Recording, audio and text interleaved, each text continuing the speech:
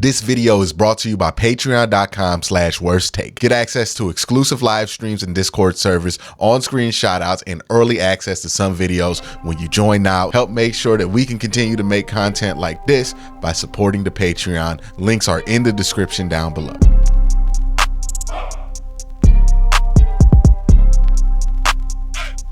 It's my favorite time of the week. I know it's your favorite time of the week. It's the time where I read all of your comments and react to them. So this is me reacting to your comments of this week. First video we're going to go over is the most over and underrated Browns. The comment here was from Kyle, who says, Taki is underrated. I agree. He does everything he's asked, and he's been a solid starter. Yeah, I don't know who's pushing the panic button, because somebody's clearly pushing the panic button on this whole Browns linebacker thing. But I'm just not, because I think Taki's fine. I think JOK is fine. And I think that, Anthony Walker is fine. And maybe JOK becomes better than fine. Maybe he becomes great this year. But even if he doesn't, I think you're all right there. I think sometimes we get so lost in the weeds with this whole linebacker thing that we forget, where we don't really know where that really impacts the game. And my thing about the linebacker position is, I had this conversation on AFC North Talk when I was talking about Roquan Smith, or was it? It was on Q and Kobe. I was talking about Kobe, and I put Roquan Smith on my all overrated team because I feel like people just attribute things to him without really understanding what's actually going on with him.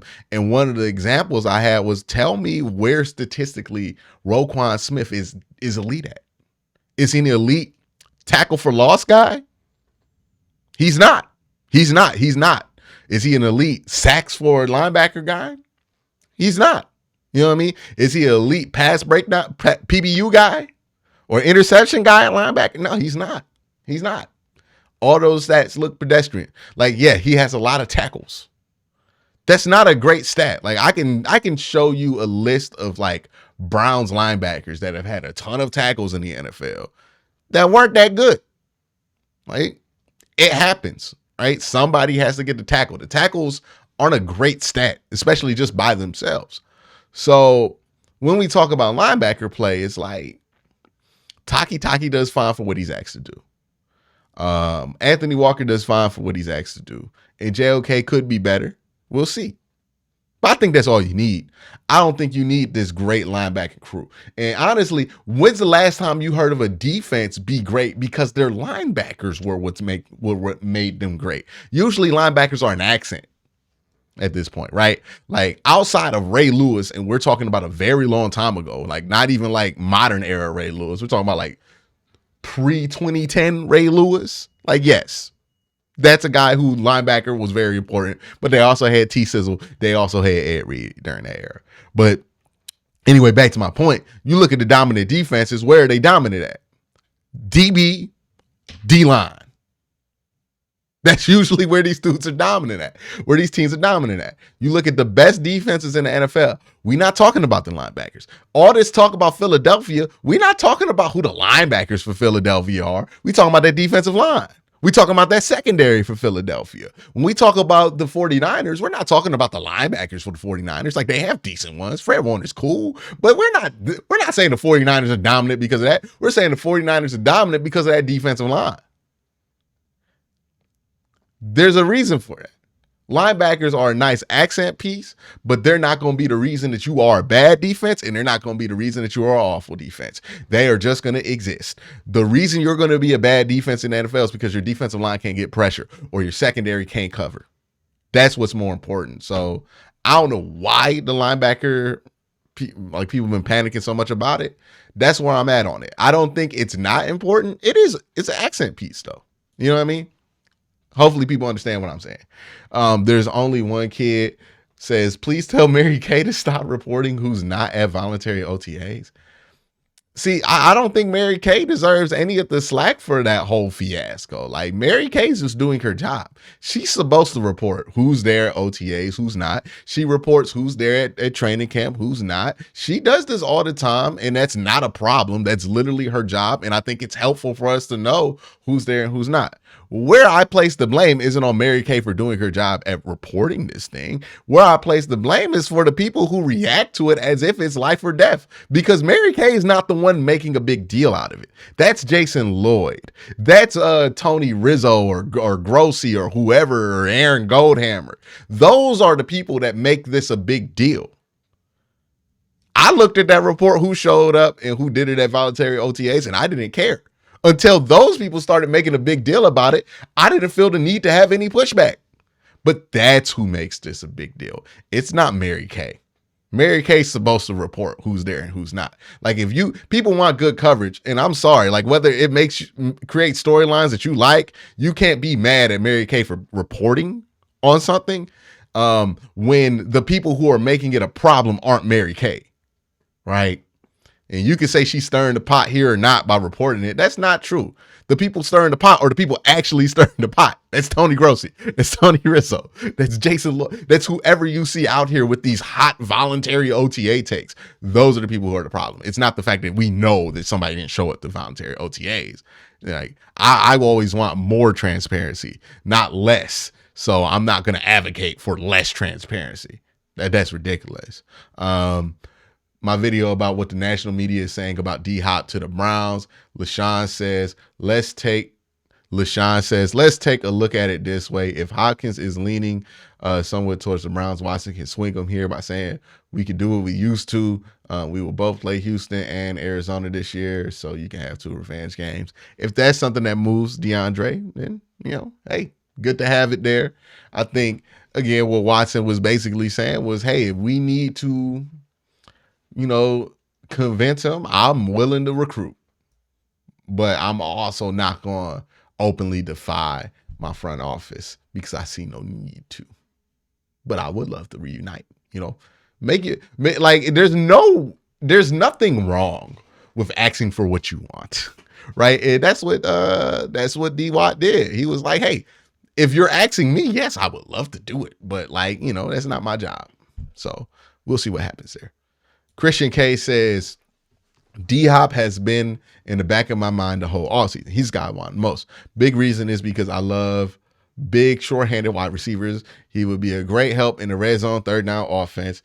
But even a bigger reason is because we are in win right now mode and special chemistry with the quarterback. Last thing I want to see is Baltimore get him. Yet, I'm wondering for a lot of Browns fans, is the D-Hop thing more of a we want D-Hop, or we don't want the Ravens to get D-Hop? Because for me, it's a little bit of both. Like, I think there's a very useful role for him on this team. I wouldn't expect Cedric Tillman to be ready right away. So D-Hop for a year or two, I think he would be great there. And who better to teach Cedric Tillman how to be a big physical wide receiver than D-Hop? So I think that there's a clear benefit to getting him. Now, is that going to be worth the cost? Depends on what the cost is. But I think they should have their eyes open on this. Harmony Wisdom says, AB worked his butt off to put together a really good wide receiver room. I don't think he is trying to add another wide receiver room. So if he worked really hard to put together a really good wide receiving room, why wouldn't he work just a little bit harder to get a great wide receiving room? Why would he just be like, hey, we're really good. I'm done. Just let's be really good. You want the Browns to be really good this year, or you want them to be great? So putting together a really good room, like, congratulations, but also, like, if you have the opportunity to put together a great room, why would you not work hard for that? You know what I mean? I think he did a really good job of putting together a room that we feel good about. Really good about, as you said. But I don't think he should stop there just because, we're happy with it. Go above and beyond if you feel like you can, right? And I'm not saying they must land DeAndre Hopkins. They'll be all right if they don't. But if they do, that's a great room. Right now, it's really good. How to fix DeShaun Watson's biggest flaw. This is a film breakdown I did. Make sure y'all go check that out because I don't feel like enough of y'all check that out, man. You know what I'm saying? Like, that was a really good video. I felt like there was some really informative thing. We went over 20 DeShaun Watson sacks in there and really broke down who was responsible for what. Y'all need to check that out. Y'all need to check that out if you haven't. You know what I mean? I see the analytics on the video. You know, it's doing all right. It could do better. It's doing really good, but it could be great. You know what I mean?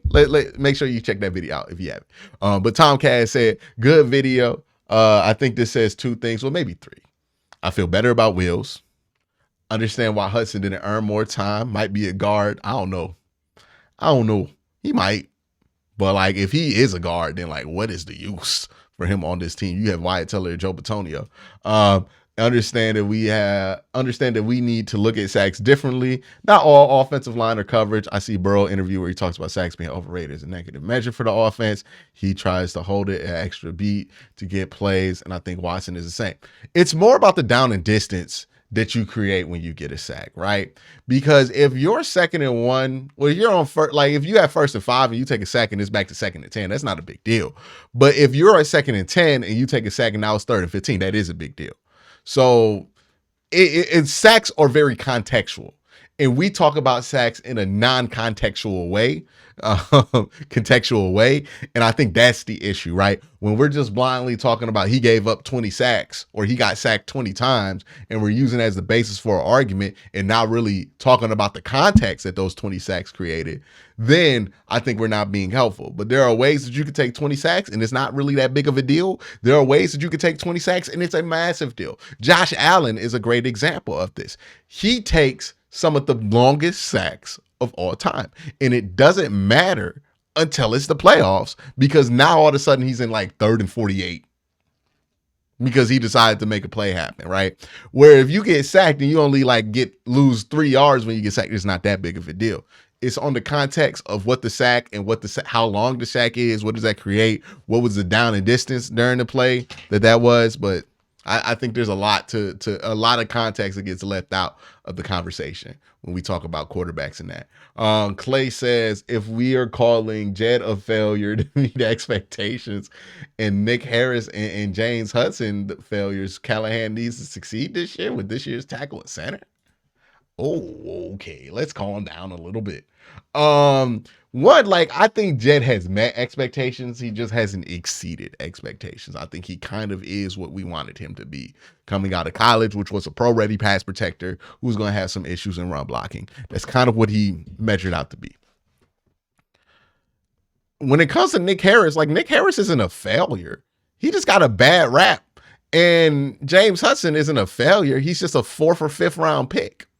It's not a failure. Like, the fact that James Hudson can be a swing guy potentially, can be a guy who could pull, that's fine for a 5th round pick. That's not a failure.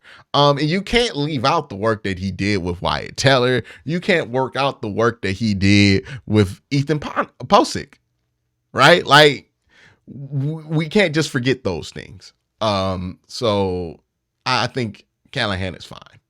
I think the tackles are going to be fine this year. I think the center's going to be fine. Again, remember, Nick Harris and James Hudson were late round picks. We do this thing all the time. We're mentioning Nick Harris and James Hudson in the same breath as somebody who's drafted number 10 overall. You see where, we're just equating things that don't need to be equated? Like Nick Harris, the fact that we thought he could start at one point in time, that's great for a 5th. Dudes like Drew Forbes have been on the team forever and never even touched starting. Right? So the fact that you even got to that point with Nick Harris is a success. James Hudson, the fact that he touches the field at all is a success. Look at the percentage of late round offensive linemen that never played. And then look at what the Browns have. That's actually a success. So I disagree with the framing of that whole statement. And then Food Love Sue says pick and roll is crazy. Man, Mike Tomlin is crazy for running a pick and roll. I don't know if Mike Tomlin called that or if Cam Hayward called that, but I don't know who did, but that might start a revolution because you're going to see that. I think teams are going to do that. I don't know if anybody caught that, but that's going to be used. They're going to have to outlaw that eventually, right? Because it's too effective. But thank you guys for the comments. Y'all have a great day. Have a good night.